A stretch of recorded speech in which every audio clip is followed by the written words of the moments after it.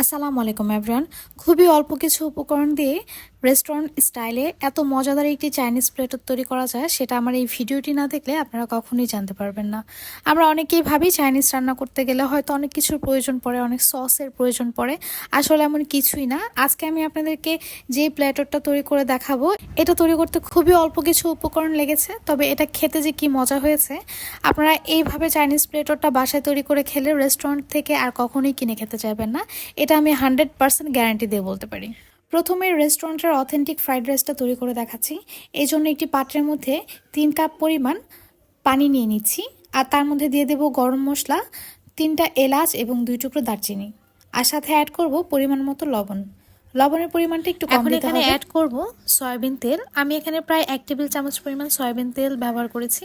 পাত্রটাকে ঢেকে অপেক্ষা করব যতক্ষণ না পর্যন্ত পানিটা ফুটে আসে। পানিটা খুব ভালোভাবে ফুটে আসলে এর মধ্যে আমি দিয়ে দেব পোলাওয়ের চাল। আমি এখানে 1.5 কাপ পরিমাণ চাল নিয়েছি, আর এই চালটাকে আমি আধা ঘন্টা পানিতে ভিজিয়ে রেখেছিলাম। আধা ঘন্টা পর এটাকে খুব ভালোভাবে ধুয়ে আমি পানিটা ছেঁকে তারপর এখানে ব্যবহার করেছি। 1.5 কাপ চালের জন্য আমি এখানে 3 কাপ পরিমাণ পানি ব্যবহার করেছি। এখন এই চালটাকে আমি ঢেকে চুলার আঁচটা মিডিয়ামে রেখে রান্না করে নেব। রান্না করার এক পর্যায়ে যখন পানিটা অনেকটাই শুকিয়ে আসবে আর মনে হবে চালটার ভেতরটা একটু শক্ত শক্ত রয়েছে, ঠিক তখন চুলার আঁচটা একদম কমে রেখে এটাকে ঢেকে রান্না করে নেব যতক্ষণ না পর্যন্ত পানিটা সম্পূর্ণ শুকিয়ে আসে। রেস্টুরেন্টের চাইতেও বেশি স্বাদে রান্না করতে চাইলে আমার রেসিপিটি কিন্তু হুবহু ফলো করতে হবে। চুলার আঁচটা একদম কমে রেখে আমি এই পোলাওটাকে এখন রান্না করে নিয়েছি, আর দেখতেই পারছেন এটা কতটা ঝরঝরে হয়েছে। এ পর্যায়ে চালটা হালকা একটু শক্ত আছে, তবে এটা কিন্তু ফুটে গিয়েছে। এখন আমি চালটাকে এইভাবে করে এটাকে দমে রান্না করে নেব আরও 5 থেকে 6 মিনিট। এ পর্যায়ে চুলার আঁচটা কিন্তু অফ থাকবে। 5 থেকে 6 মিনিট পর এই পোলাওটা কিন্তু একদম কুক হয়ে গিয়েছে, আর দেখতেই পারছেন এটা কতটা পারফেক্ট হয়েছে। এখন এই পোলাওটাকে আমি ঠান্ডা করে নেব। ফ্রাইড রাইস তৈরি করার জন্য একটি স্পেশাল সস তৈরি করে নেব। এই জন্য আমি ম্যাগির চিকেন স্টক নিয়ে নিলাম 1টার অর্ধেক, আর তার সাথে অ্যাড করছি 1.25 কাপ পরিমাণ টমেটো কেচাপ। এখন এখানে দিয়ে দিচ্ছি 1 টেবিল চামচ পরিমাণ সয়া সস এবং দিয়ে দিচ্ছি 2 চা চামচ পরিমাণ ম্যাগি সস, সাথে সামান্য পরিমাণে ভিনেগার অ্যাড করছি। এখন এখানে দিয়ে দিচ্ছি চিলি অয়েল 2 চা চামচ পরিমাণ। এই চিলি অয়েলটা কিন্তু আমি বাসায় তৈরি করে নিয়েছি। আপনাদের কাছে চিলি অয়েলটা না থাকলে সেটা না দিলেও চলবে। আমি এখানে 1 চা চামচ পরিমাণ চিনি দিয়ে দিয়েছি এবং দিয়ে দিচ্ছি সামান্য পরিমাণে টেস্টিং সল্ট। রেস্টুরেন্টে যে কোনো খাবারে কিন্তু এই টেস্টিং সল্টটা ব্যবহার করা হয়। আজকে যেহেতু আমি বলেছি রেস্টুরেন্টের মতো করে আপনাদেরকে এই ফ্রাইড রাইসটি তৈরি করে দেবো, এই জন্যই টেস্টিং সল্টটি ব্যবহার করছি। বাসায় সচরাচর রান্না করার জন্য কিন্তু আমি টেস্টিং সল্টটা ব্যবহার করি না। সসটাকে খুব ভালোভাবে মিশিয়ে নিচ্ছি। এ পর্যায়ে চিকেন স্টকটা কিন্তু শক্ত রয়েছে, তবে সসের মধ্যে কিছুক্ষণ থাকতেই এটা নরম হয়ে যাবে। এটি কড়াইতে সামান্য পরিমাণে তেল গরম করে এর মধ্যে 3টা ডিম দিয়ে দিলাম। এখন সামান্য পরিমাণে লবণ দিয়ে এই ডিমগুলোকে আমি স্ক্রাম্বলড করে নেব। পোলাও চালের কিন্তু আলাদা একটা টেস্ট আছে। ফ্রাইড রাইস তৈরি করার জন্য যখন আপনারা পোলাও চালটা সেদ্ধ করে পানিটা ফেলে দেন, তখন সেই স্বাদটা কিন্তু পানির সাথেই চলে যায়। পোলাও রান্না করে সেই চালটা দিয়ে যদি ফ্রাইড রাইস রান্না করা হয়, সেই ক্ষেত্রে সেই ফ্রাইড রাইসটা খেতে কিন্তু সবচেয়ে বেশি মজা হয়। ডিমগুলো স্ক্রাম্বলড করা হয়ে গেলে এটাকে আমি একটা বাটিতে তুলে রাখবো। তারপর সেই কড়াইতেই আমি আরও কিছুটা তেল দিয়ে এখন চিকেন ভেজে নেব। আমি চিকেনগুলোকে ছোট ছোট করে টুকরা করে কেটে নিয়েছি, আর তার সাথে আমি অ্যাড করছি সামান্য পরিমাণে আদা রসুন বাটা, লবণ এবং সামান্য পরিমাণে মরিচ গুঁড়ো। এখন এই চিকেনটাকে আমি তেলের মধ্যে খুব ভালোভাবে ভেজে নেব। চিকেন ভাজার তেল দিয়ে যে কোনো কিছু রান্না করলে সেটা খেতে কিন্তু একটু মজাই হয়। এখন এই চিকেনটাকে এই তেলের মধ্যে ভেজে নেব। পুরো ফ্রাইড রাইস রান্না করার জন্য যে পরিমাণ তেল লাগবে সেই পরিমাণ তেল দিয়েই কিন্তু চিকেনটা ভেজে নিতে হবে, কারণ এই চিকেন ভাজার তেলটা দিয়েই কিন্তু আমি পুরো ফ্রাইড রাইসটা রান্না করে নেব। চিকেনগুলো ভাজা হয়ে গেলে আমি এর মধ্যে অ্যাড করছি সবজি। আমি প্রথমে গাজর কুচি এবং বাঁধাকপি কুচি দিয়ে দিচ্ছি। সবজিগুলোকে আমি একটু লম্বা লম্বা করে কেটে নিয়েছি। আর এ পর্যায়ে আপনাদের মনে হতে পারে সবজির পরিমাণটা একটু বেশি হয়ে গিয়েছে, তবে ফ্রাইড রাইসে সবজির পরিমাণটা একটু বেশি দিলেই কিন্তু খেতে খুব ভালো লাগে। সামান্য পরিমাণে লবণ দিয়ে এখন এই সবজিগুলোকে নেড়ে চেড়ে ভেজে রান্না করে নেব। সবজিগুলো একটু নরম হয়ে আসলে এখানে আমি মোটা করে কেটে রাখা পেঁয়াজ দিয়ে দিচ্ছি, আর তার সাথে অ্যাড করছি 1 চা চামচ পরিমাণ সাদা কালো গোলমরিচ গুঁড়ো। এখন এই সবজিগুলোকে আমি আরও কিছুক্ষণ সটে করে নেব। কোনোভাবেই কিন্তু সবজিটাকে ঢেকে রান্না করা যাবে না, আর চুলার আঁচটা কিন্তু হাই থাকবে। আমি এখানে সামান্য পরিমাণে চিলি ফ্লেক্সও ব্যবহার করেছি। পেঁয়াজের রঙটা চেঞ্জ হয়ে আসলে আমি এখানে ক্যাপসিকাম কুচি ব্যবহার করছি। ক্যাপসিকামটা দেওয়ার পর এটাকে আরও কিছুক্ষণ সটে করে নেব। আর এই পর্যায়ে আমি এখানে অ্যাড করব সেই যে আমি তৈরি করে রেখেছিলাম আগে থাকতেই যে সসটা, সেটা আমি সম্পূর্ণটাই এখানে দিয়ে দিচ্ছি। সসটা দেওয়ার পর চুলার আঁচটা একটু কমিয়ে দিতে হবে, না হলে সসটা পুড়ে যেতে পারে। আমি আরও 30 সেকেন্ডের মতো সসের সাথে এই সবজিটাকে রান্না করে নেব। এখন এখানে অ্যাড করছি আগে থেকে যেই পোলাওটা রান্না করে রেখেছিলাম সেটা। দেখতেই পারছেন চালটা কতটা ঝরঝরে হয়েছে। আর দিয়ে দিচ্ছি কাঁচামরিচ ফালি। এখন অ্যাড করছি সেই যে স্ক্র্যাম্বল করে রেখেছিলাম ডিমগুলো, সেটা।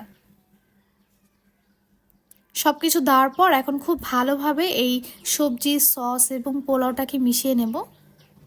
এটাকে যত ভালোভাবে মেশাবেন এটা খেতে কিন্তু ততটাই ভালো হবে। পোলাওতে যে গরম মশলাগুলো দিয়েছিলাম সেটা আমি তুলে ফেলে দিচ্ছি।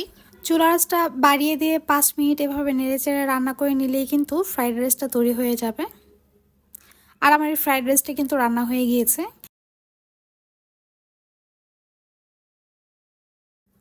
এখন আমি আপনাদেরকে রান্না করে দেখাবো খুবই অল্প কিছু উপকরণ দিয়ে ক্রিসপি চিকেন ফ্রাই।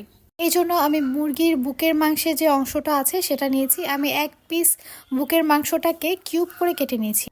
মাংসের সাথে সামান্য পরিমাণে মরিচ গুঁড়ো, আদা রসুন বাটা, চিলি ফ্লেক্স, সয়া সস, লবণ দিয়ে এখন এটাকে আমি ম্যারিনেট করে রেখে দেবো।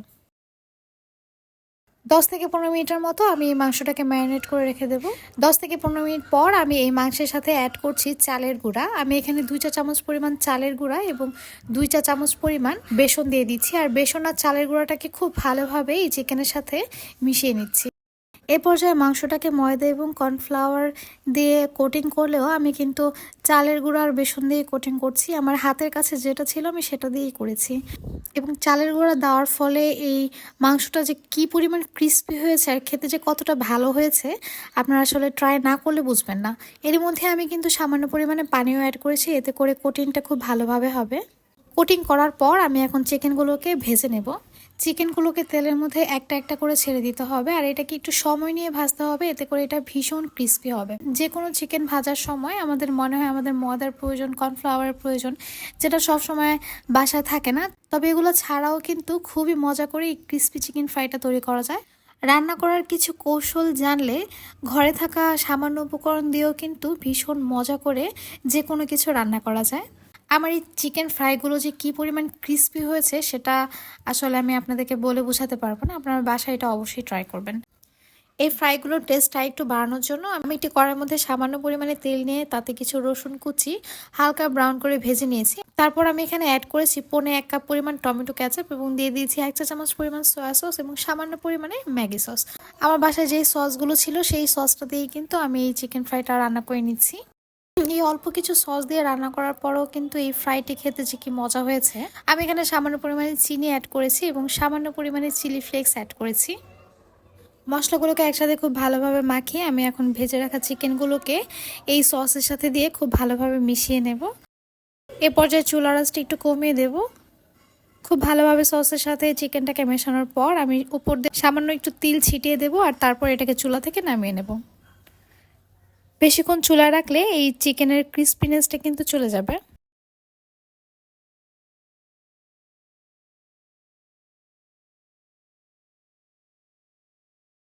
দেখলেন তো, ঘরে থাকা উপকরণ দিয়েই কি মজাদার একটি চিকেনের রেসিপি তৈরি করে ফেললাম।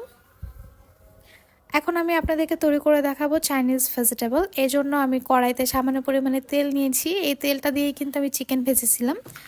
আর তার মধ্যে আমি বড় বড় করে কেটে রাখা পেঁয়াজ দিয়ে দিয়েছি, আর তার সাথে অ্যাড করছি আদা রসুন বাটা। এখন পেঁয়াজটাকে আমি কিছুক্ষণ এই তেলের মধ্যে সটে করে নেব। পেঁয়াজের কালারটা চেঞ্জ হয়ে আসলে আমি এখানে সবজি অ্যাড করছি। আমি এখানে বাঁধাকপি আর গাজর নিয়েছি, তার সাথে পরিমাণ মতো লবণ দিয়েছি এবং একটা চিকেন স্টকের অর্ধেকটা দিয়ে দিচ্ছি। এখন এই তেলের মধ্যে সবজিটাকে হাই হিটে সটে করে নেব যতক্ষণ না পর্যন্ত এটা থেকে একটু পানি বের হয়ে আসে। আমার এই রেসিপিটি ফলো করে যদি আপনারা চাইনিজ ভেজিটেবলটা রান্না করেন তাহলে দেখবেন সবজির কালারটা একদম ঠিক থাকবে।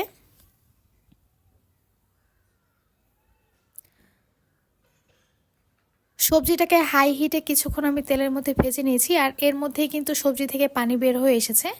এখন আমি এখানে সামান্য পরিমাণে সাদা কালো গোলমরিচ গুঁড়ো দিয়ে দিচ্ছি এবং সামান্য পরিমাণে টেস্টিং সল্ট দিয়ে দিয়েছি।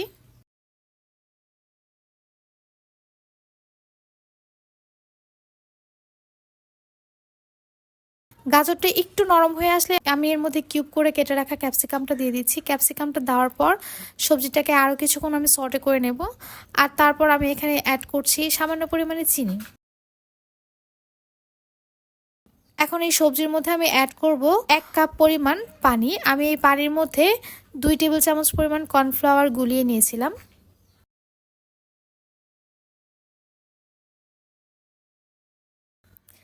কর্নফ্লাওয়ার মেশানো পানিটা দেওয়ার পর আমি এখানে আরও একটু সামান্য পরিমাণে পানি অ্যাড করেছি।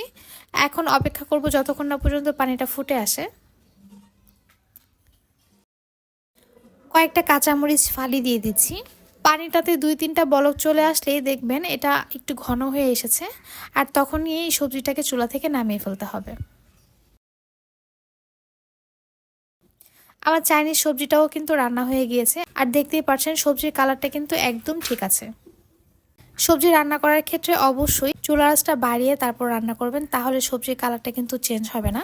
চাইনিজ ভেজিটেবলটা কিন্তু একটু কাঁচা কাঁচা ভাব থাকে, মানে একদম সিদ্ধ করে এটাকে রান্না করা হয় না।